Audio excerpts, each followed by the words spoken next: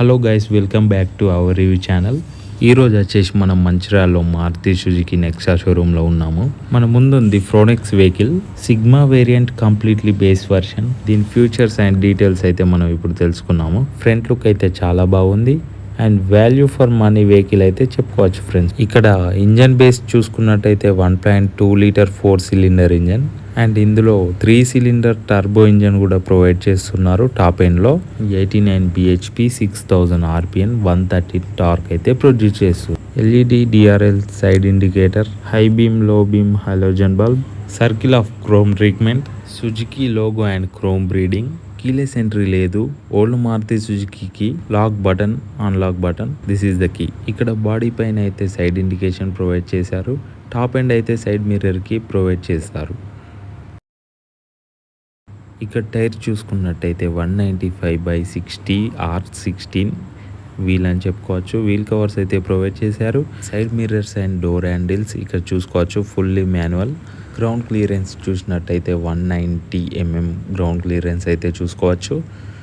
ఇప్పుడు మనం inside clearance చూద్దాం. సీటింగ్ కాంపాక్ట్, నాకైతే చాలా ఫ్రీగా ఉంది. లెగ్ మూమెంట్ చూసుకోవచ్చు, ఇక్కడ ఫ్రీగా ఉంది.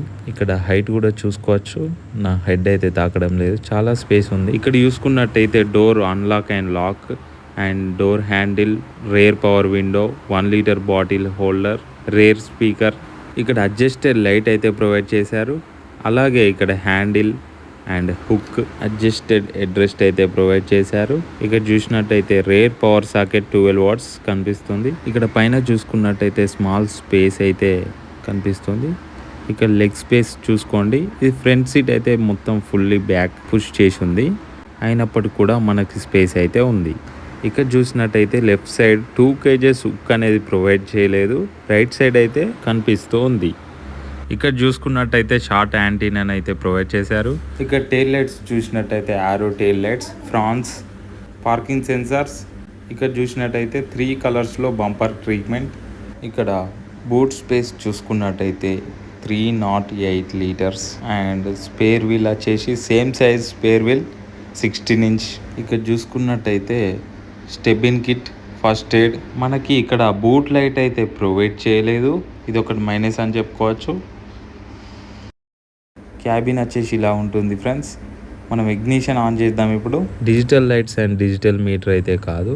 ఇక్కడ స్టీరింగ్ పైన చూసుకున్నట్టయితే ఎట్లాంటి ఆడియో కంట్రోల్స్ అయితే మనకి ప్రొవైడ్ చేయలేదు, ప్లెయిన్ స్టీరింగ్ అని చెప్పుకోవచ్చు. ఇక్కడ చూసుకున్నట్టయితే power windows, door unlock and lock system, idle stop start button and AC vent. ఇక్కడ టికెట్ హోల్డర్ అయినా ఇచ్చి ఉంటే బాగుండు, ఫుల్లీ ప్లెయిన్గా ఇచ్చారు.